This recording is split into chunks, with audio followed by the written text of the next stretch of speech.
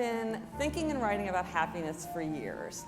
And lately I've turned my focus to habits because I realized that habits are like the prequel to a happy life. If you have habits that work for you, you are much more likely to be happy, healthy, productive, and creative.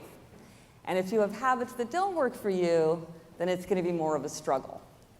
And I began to think very hard about a certain aspect of habits, about adopting habits, because of two conversations that I had. One was with an old friend who said, "It's funny, when I was on the track team in high school, I never missed a track practice, but I can never make myself go running on my own." And then I was talking to a guy at South by Southwest who said, "Well, you know, I have my own business. I have to have my own business. I always want to do what I want to do." And I said, "Yeah, but you've got your own business. There's got to be a lot of stuff that you have to do that you don't want to do. What do you do about that?" And he said, "Actually, it's a really big problem for me because I only want to do what I want to do. And I know it limits my business." And this got me started to thinking about how people respond to the ideas of rules and how they respond to habits. Now, most of us have had the experience of trying to adopt a good habit or squelch a bad habit.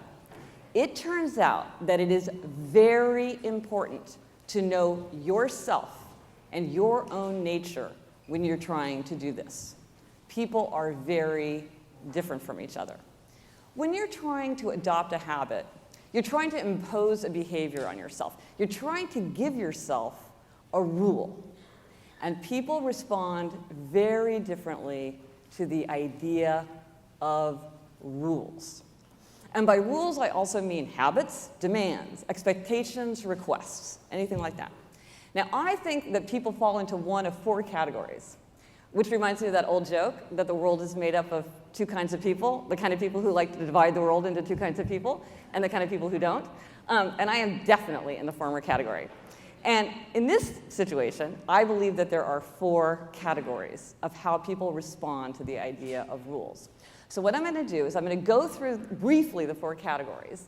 Then I'm going to ask you to raise your hand and to identify what category you think best describes you. And then I'm going to go through the four categories a little more deeply so that you can be thinking about yourself or the people that you work with or who are close to you and how you might think about the implications of their category when you're trying to work together. But here is a note of caution.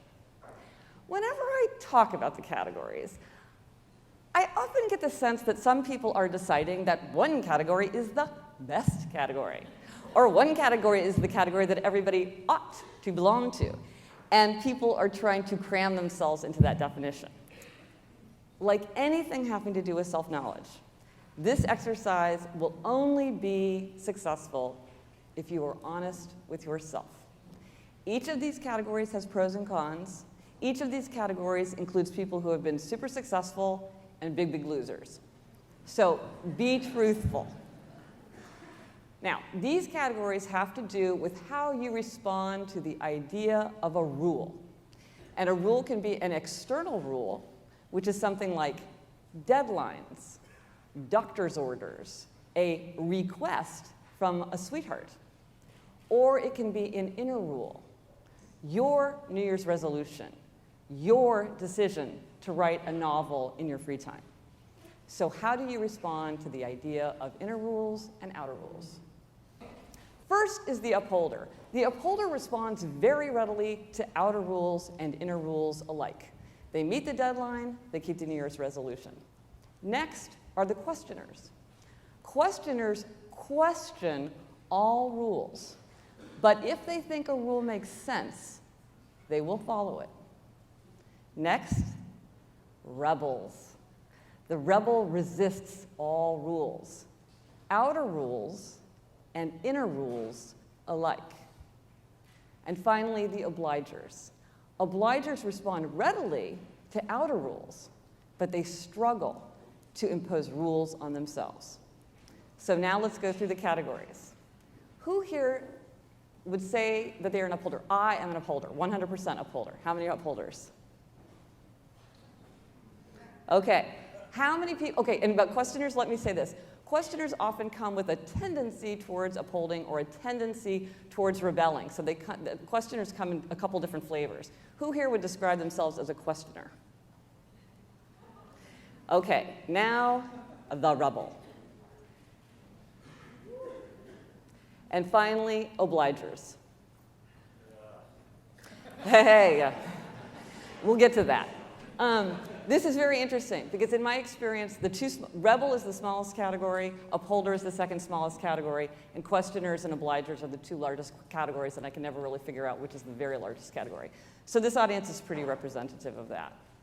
So now I want to go through and talk about each of the categories so you can think about, well, if you're in this category, how could you motivate yourself better? How could you create structures that will allow you to succeed?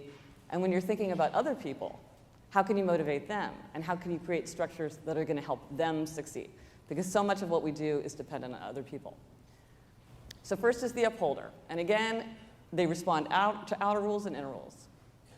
So upholders are very motivated by fulfillment. Both the fulfillment in the simple way, like the store fulfilled the order, check. And also by fulfillment in the sense of that warm feeling of accomplishment that you get from achieving something. That's what upholders respond to. They very much want to know the rules and what's expected of them. They want to avoid making mistakes, getting blamed, or letting people down. And significantly, they include themselves. They do not want to let themselves down. They have a very strong sense of obligation to their own rules. So an upholder wakes up and thinks, what's on the to-do list today? What's on the schedule today? Let's start checking it off. So what are the pros and cons of being an upholder or working with an upholder? It's pretty clear. Compliance, learning the rules, sticking to the rules. That's what upholders like to do. And they are very good at self-starting. If they say they're going to do something, they're going to do it. They don't need a lot of supervision. They don't need a lot of accountability. They also are very good sometimes at seeing the rules beyond the rules. They're very interested in learning the rules, but they're also thinking, well, what are the rules that no one's even seen yet? So in something like, like art or ethics, they're looking for the rules beyond the rules. What are the cons of being an upholder or working with an upholder? Well, they're the dark side of the pros. Upholders can be very rigid. They can be very constrained by the rules because they don't want to break those rules. And in fact, they're sometimes paranoid. They're so worried about breaking rules. They may be being obedient to rules that don't even exist.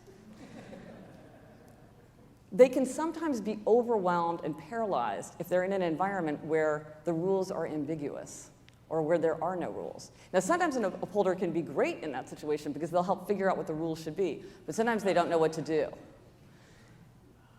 And there's a relentless quality to upholders that can be very draining for people around them. Upholders have a certain idea of how people should behave and how they should behave, and they're going to do it, and they really don't have a lot of sympathy for people who are not on that train.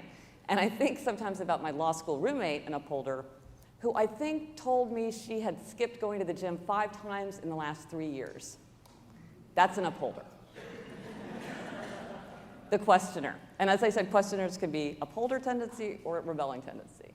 They'll follow the rules if the rules make sense. So questioners are motivated by sound reasons. Why? They must decide for themselves that something makes sense.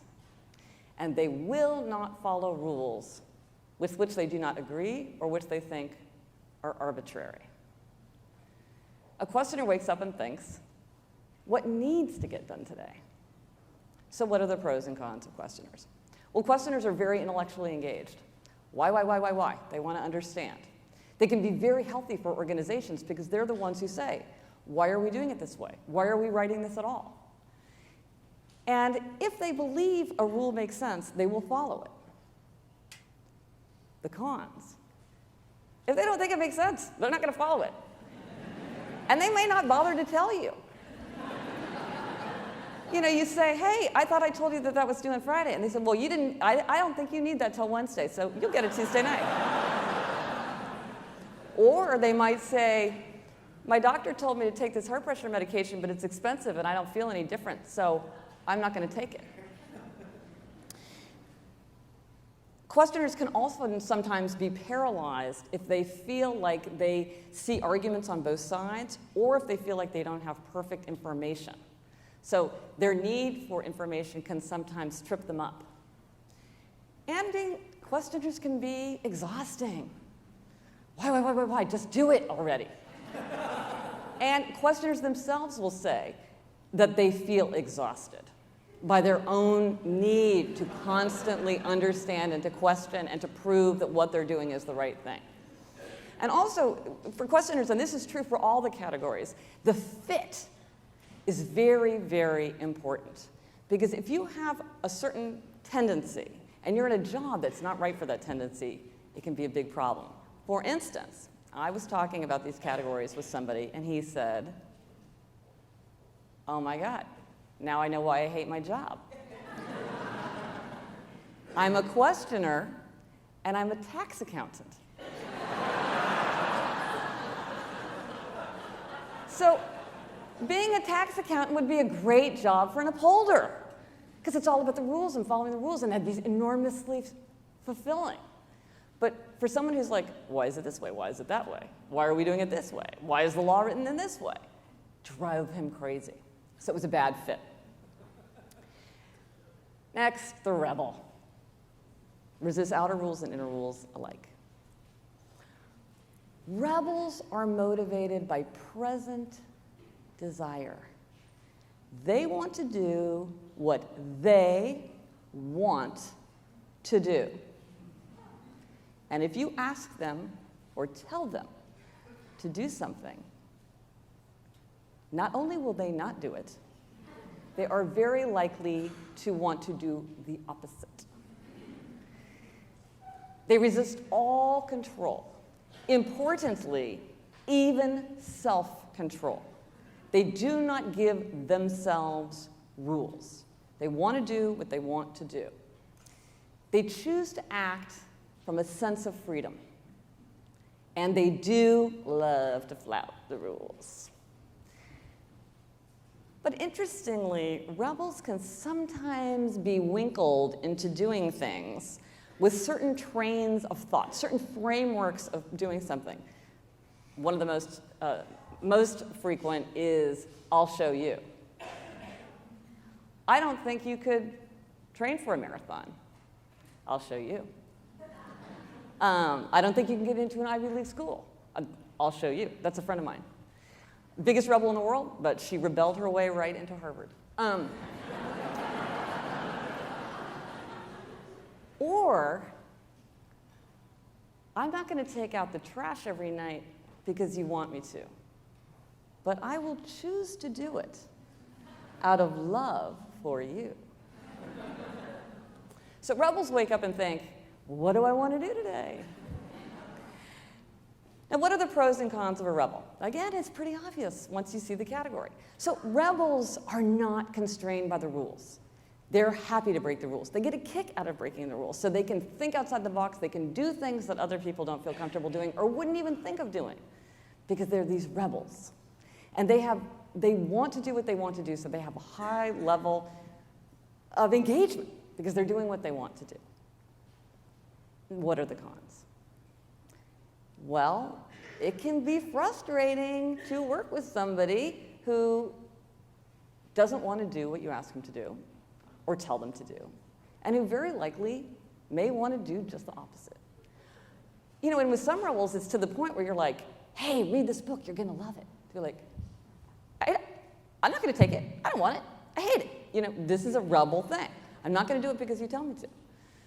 And even rebels themselves will talk about the difficulty of managing this tendency in themselves, because every time they try to give themselves a habit, give themselves a rule, they immediately resist it. So unless they can get themselves in the frame of mind that I talked about earlier, find a way to do it, it's very hard for them to stick to it because they resist all control, even self-control. Next, the obliger. They can do the outer rules, they have trouble with the inner rules. So obligers are very motivated by external accountability.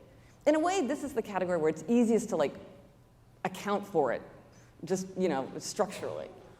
They find it very difficult to fulfill an obligation to themselves, but they really hate letting other people down. They're very, very motivated to do what's expected of them. And so, as a consequence, exactly as you would predict, they respond very readily to external structures of accountability. Things like deadlines, coaches, partners, trainers, late fees. They're often very motivated by their own responsibility as a role model, and even to just simply being monitored is a form of accountability. So obligers wake up and think, what's expected of me today? So what are the pros and cons? Pros, it's great to work with an obliger. They're going to do what they say they're going to do. They're very reliable. They're great for the team. For the obliger, really, the cons fall most heavily on the obligers themselves. And obligers know this. They will often say things like, I'm a people pleaser. Or why is it that I can do everything to meet other people's demands and expectations and needs and desires, and yet I can never take time for myself? They feel that. They don't have a counterbalancing obligation to themselves. And as a result, they're very susceptible to burnout, because they will push and try and say yes to other people, but they won't pull back and take care of themselves. And so they're very likely to burn out. And also, they're not good at self-starting. Because, let's say they're in academia. There's no one saying, like, how about this week? Have you been working on your PhD thesis? Or have you been going to those lunches to network with your future colleagues? No one's checking on them, so it doesn't get done. So they're not good at things that have to do with self-starting. So the last thing that I would say about these categories is that once you see how people fit together, it's much easier to figure out for yourself or for others how you might create circumstances that would help people succeed, get done what they need to do, and keep the habits that they want to keep, and the circumstances in which they can thrive. Because as with everything related to happiness and habits and just about everything else, the secret is self-knowledge. The better you know yourself, your own nature, your own interests, your own value, your own temperament, the better able you are to bring these elements into your everyday life, and therefore to be happier. So thank you.